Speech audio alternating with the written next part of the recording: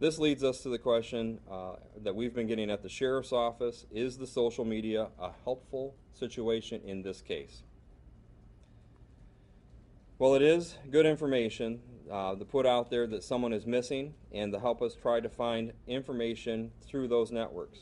But the information that has surfaced to this point from the social media has been hugely focused on Teleka's unusual behavior and not necessarily on finding her. The sheriff's investigation has long since crossed the bridge of her unusual behavior. We are looking for missing person information, not more information about erratic behavior. Lastly, the sheriff's office is repeatedly asked if we have an opinion on her welfare at this time. And what we'll say to that is that we constantly are in hope that if there are persons out there that know where she's at, that they contact the sheriff's office and they help us help the family put some of this to rest. Teleka Patrick is a very resourceful person, and we want to make sure that we recognize that. The sheriff's office believes that when she got into the car at Borges Hospital and left town, she did so on her own free will, and that she was headed to a relative's home in Chicago. What happened after her car went off the road, we do not know, and it's anyone's guess at this point. But she did not make it to that relative's house. We maintain the hope that and thought that someone is well aware of where she is and that they are helping her. The Kalamazoo Sheriff's Office will keep the Teleka Patrick missing persons case active and serve as a conduit, working with the Indiana State Police and the FBI to continue this investigation. We will continue to contact agencies that may be in a jurisdiction that receive a viable tip to be followed up on, and try to come to a good conclusion of this case. At that time, this concludes my information, and we will be able to take some questions. I will point to if you raise your hand for questions. And I have with me here today also Detective William Sparrow, who is one of the lead investigators of this case, as well as other command staff that are involved in this. And I will point out too that today our prosecutor Jeff Getting is here with us, and he's been advised of this case. Sheriff, you said the prosecutor is here. Is there any indication that there's anything criminal related to this at this point? At this point, we are not finding anything that would indicate that. Yes, sir. Back at the scene where the car was found, was there anything inside the car that may have indicated a struggle, or that she may have been with somebody else, or that there was anything untoward that happened to her? No, basically the information I gave about the items that were found in the car were the most significant thing for us. We found no scene in that vehicle. The vehicle was thoroughly inspected. It was our evidence crew, as well as anybody else related to the Indiana State Police, have gone through that vehicle and find nothing.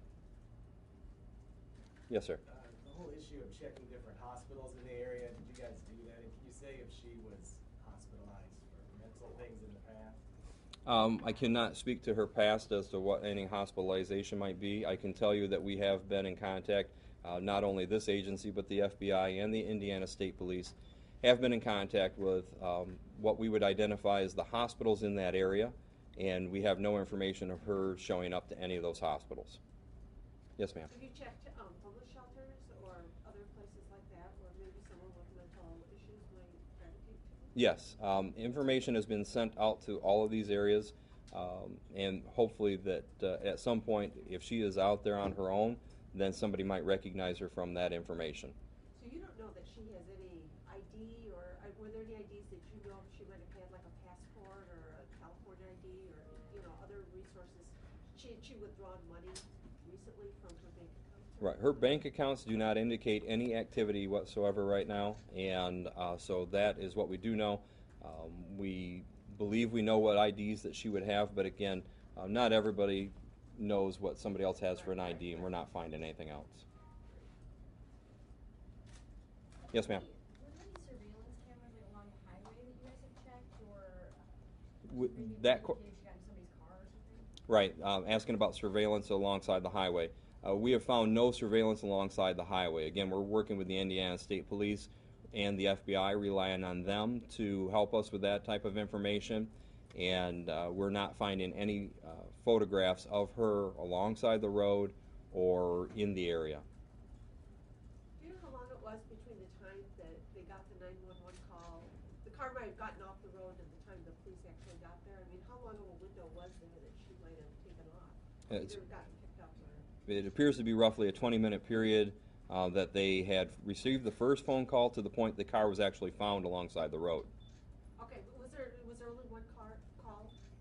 Right now there was one call talking about her erratic driving or the erratic driving of that vehicle, and then one more phone call saying that they had seen a car in the ditch. And that was from the same person or a different? Different people. Different people. So what was the window between the time of we saw a car in the ditch and the cops getting there? It sounded like it was about 10 minutes. About 10 minutes. You talked about checking the hospitals. In your experience, would hospitals be able to or be required to tell you if she was there? In our experience, the hospitals are generally very cooperative, especially in a case where we are looking for a missing person. They do have rules that they have to abide by, and we're confident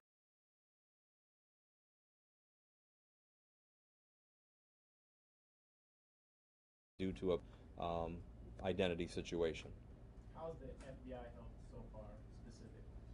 The FBI is working as a broader base of what anybody else could do. So, of course, they've put out the information through the networks, as well as making sure that we have the ability to go do some of these searches and to work with the Indiana State Police. It's a great combination of the three agencies. Was there any indication that she was ever confronted by Marvin Sapp's staff? That was also talked about. I have no information about that right now, no. Any indication that he ever corresponded with her? No. In fact, right now it appears they've never corresponded. He has never corresponded back to her, is what we have indications. In fact, we believe he's probably never met her or knew if he met her. Yes, ma'am. So did she ever violate the PTO that you know? The new flamingo scratch. And was there any sense, some people have said that they're concerned that he's endangering and she might be lurking somewhere to do something to him. Is that?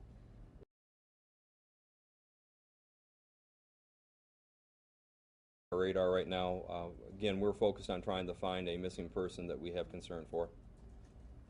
Are you still getting a lot of good tips coming in? I mean, would you say all the attention to this is helping or hurting you guys? Or? That's the difficult part. We're not getting good tips. We're getting people believing that they have seen a person that they didn't recognize from before. We get into the area. To me, a good tip would lead us to another piece of information, and we've had no tips to lead us to another piece of information. Just in relation to that, there was someone who was on a TV station saying, "Oh, I may have seen someone stopping and asking for direction, a Comfort Inn worker." Mm-hmm. Did that turn out not to be a credible tip? Right. We have no credible tips at this point, but we do follow those tips up. So I'm trying to make sure people, we encourage people to still report them. We've received tips from different states, not even close to Michigan or Indiana, because somebody had felt that it was a suspicious situation and they thought it could be related, and they've been checked out to be nothing for this case. Yes, ma'am. Had anything been going on, like, you were talking about the erratic behavior that her coworker had reported the night that she went missing. Was there anything before that that anybody told you guys about, like certain behavior that she had leading up to it that people thought was suspicious, either at work or outside of work? We're focused on the time period of the week that she has gone missing, and so in that time period right there, we have just a few conversations that made people wonder what the thought process was. And then the behavior at the hotel, of course, is what we've noticed. But outside of that, I couldn't comment. Yes, sir. Any other destinations other than Chicago that she had talked about in the past that she said she may want to go, or when she had disappeared before, had she gone someplace specifically? It does not sound like she's ever gone somewhere specifically whenever there was an issue in the past. And I can tell you that there are family and friends throughout the nation, and that she's been to all of these different places, and has spoke of going to those different places. But again, the week we are focused on, she did not talk about going to any of those locations. Yes, ma'am. Can you talk again a little bit about the whole hotel trip, why she went there, and why she didn't get a room? Sure. Details surrounding that. Yeah, first off, let me say that the staff at the Radisson Hotel have been very helpful throughout this investigation. And, you know, if it wasn't for them, we wouldn't have certain pieces. So I thank the Radisson and their staff.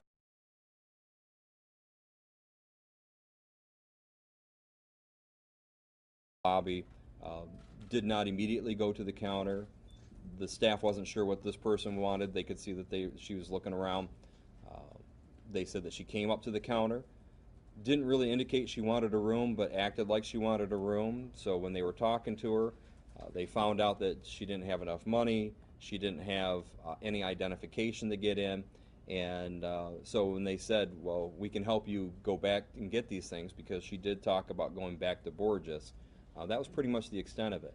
But the one member at the desk, to start the conversation, asked her if she was okay.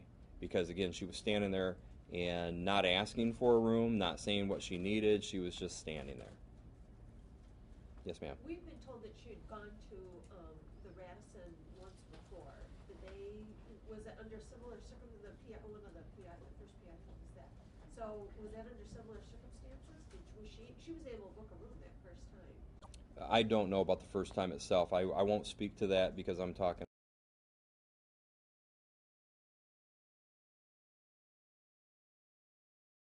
anywhere. Well, when you said there had been times where she would, it sounded like that she would behave a little strangely, she would have delusions, she'd go off for a day or two, then she would come back and be okay, I guess. Is that what you're saying? That is, yeah, that is what we're saying. Did that ever happen during her 6 months in town? Where that happened, I don't have that right here this minute. Okay. Why hold the news conference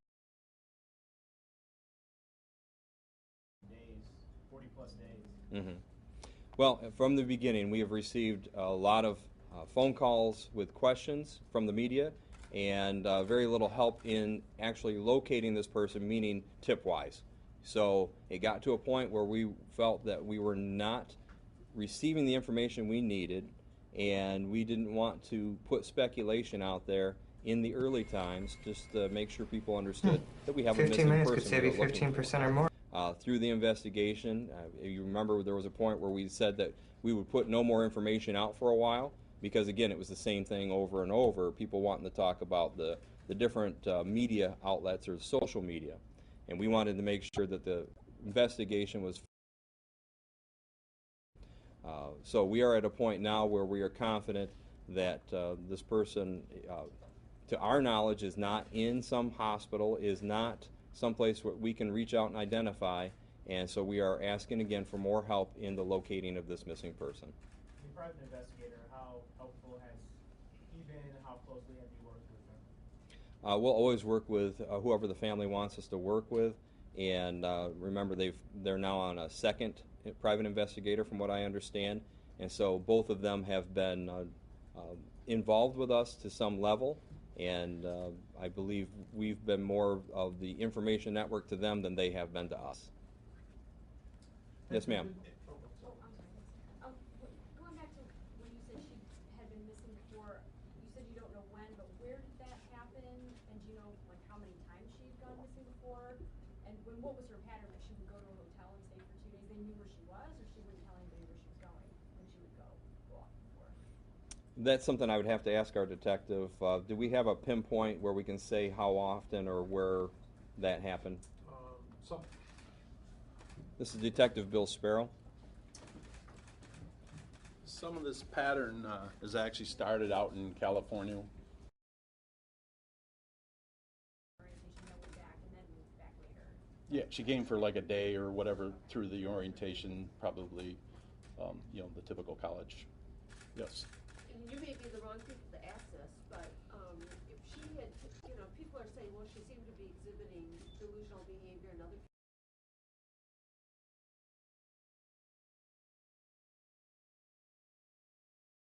kind of treatment. I mean, nobody was raising red flags about maybe. There is no diagnosis of associated with her health, her mental health, and that's why we're cautious to make sure people understand that. And again, there is no diagnosis. Right, and I understand that, Okay. but I mean, about if anybody that she get help, or that there had been some discussion of that there were. Right, we don't have any information about what somebody else might have wanted to offer up for her. You had a question here real quick. Yes. The stalking with Marvin Sapp, is there any indication that this happened with anybody else ever? I would just say that there's other individuals with similar type of things of followings, but never went to the degree that Teleka Patrick went to, of actually going to the house. You know, there's other people that are infatuated with Dr. Marvin Sapp, but she took it to the next step, so therefore felt the PPO. And I guess I mean the other way. Right. Teleka stalking anyone.